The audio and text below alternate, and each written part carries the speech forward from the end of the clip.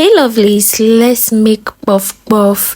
Let me know in the comment section if you prefer buns to this or you prefer this. Let's get into it. In a bowl, I'm going to measure in 2 cups of all-purpose flour, half cup of sugar, 2 tablespoons of yeast. I'm using instant active yeast for this, 1/4 of nutmeg powder. I'm going to mix this with 1 cup of lukewarm water, that is warm water. Because we are using yeast for this, you have to use warm water.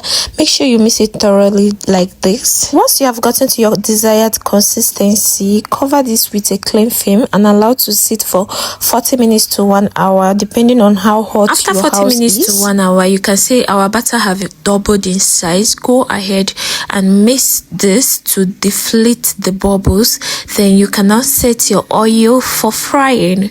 Okay, this stage is very important, guys. Don't miss it. Once your oil is hot, go ahead and mold in your puff puff to the hot oil.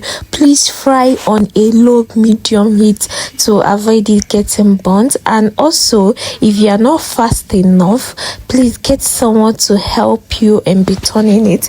You know, as you're molding, someone is helping you to be turning. You can see some are already getting burnt because I wasn't that fast. I hope you have been able to learn 1 or 2 from this video. Please don't forget to follow, like and comment and share. You might be helping someone. Make sure to turn your puff puff on interval. It doesn't take long for it to be done.